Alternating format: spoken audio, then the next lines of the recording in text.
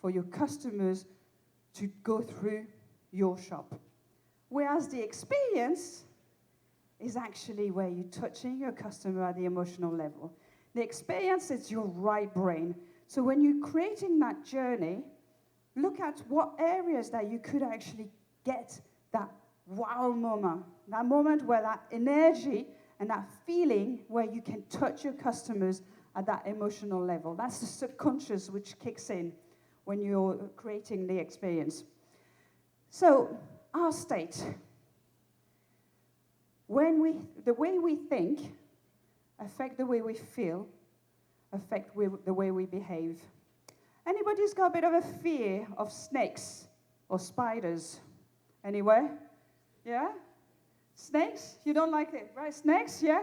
Oh, look at her face. Look at that. No, not very good, eh? No, the body's shivering. There's no snake, I promise you. Okay, it's not a snake. You can, right?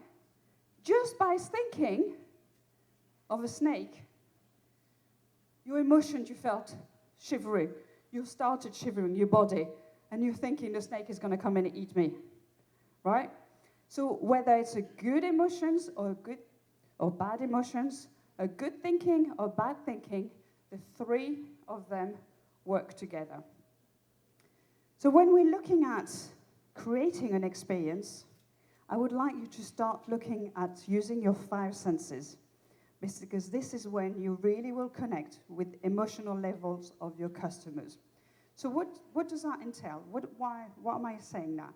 Well, you know, the sight is probably, like we said, 55% of people actually make a first impression. So that when they walk through your shop, and they're walking through, and the first thing that they'll see, whether there's a mess on the floor, the till isn't great, you can't walk past the aisles, that's not very good.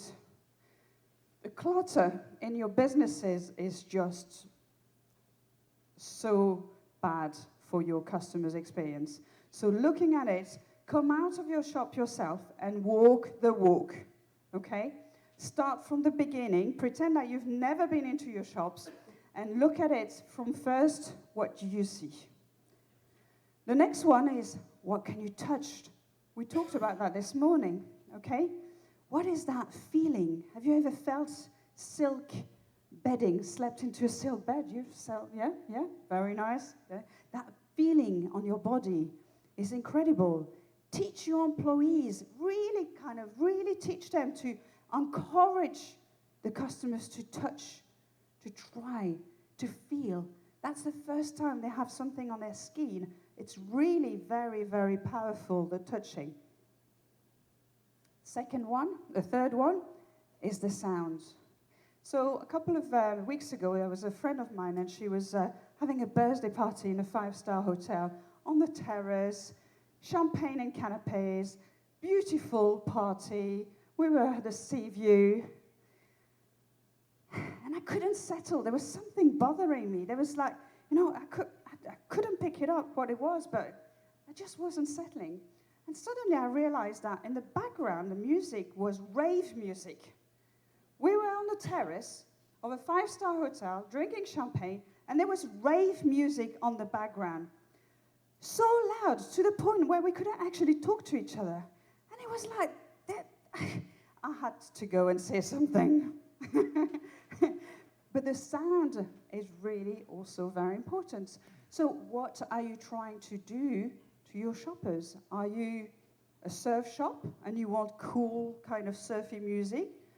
Do you want your customers to feel relaxed and then you may just put some classical music? What is it that you want your customer to hear when you're in your shop? Taste. How was that jelly bean? Good? Good. I'll have to have some later. So yes, taste is so powerful. It's just incredible. How many of you are actually giving tasters, little sausages at the beginning of the supermarket? That's a super way to sell all your sausages at the butcher's in a one time. Okay? Treats, get people to try them, because this really, the taste will bring you a happy feeling. right? A little trick, if you want to close a business and sign the deal, take them for lunch. Okay? And I know you Filipinos eat all day long anyway. But this is really powerful because taste goes into a happy, joyful moment. We feel good when we eat, don't we? That kind of gets going our hormones, our happy hormones. So we want to get more of that. And then the last one, obviously the smell. Yeah, you had a bit of eau d'abeille before.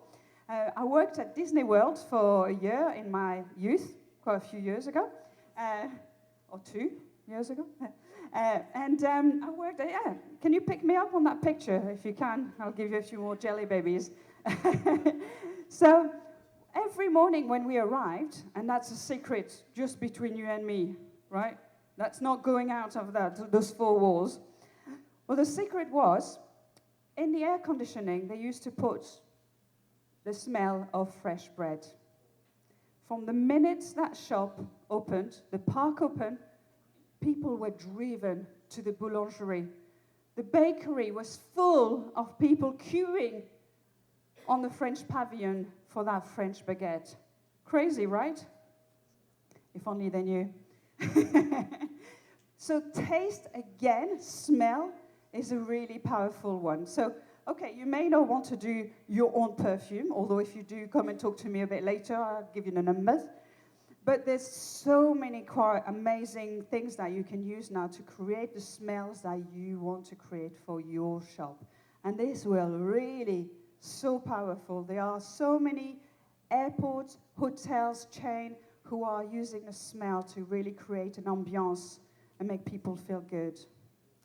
And when you feel good, what do? You stay longer. Okay, I'm French, and I live on a little island which is between, it's called Jersey, and it's between France and England. And I've been there for about 20 years. But I've fallen in love with a little thing called Feng Shui. Have you heard of that, Feng Shui? Right? And it's all about the energy around us.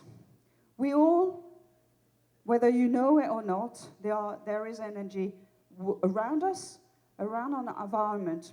And you know when you walk somewhere, you go into a friend, and then you walk in and you just go, oh.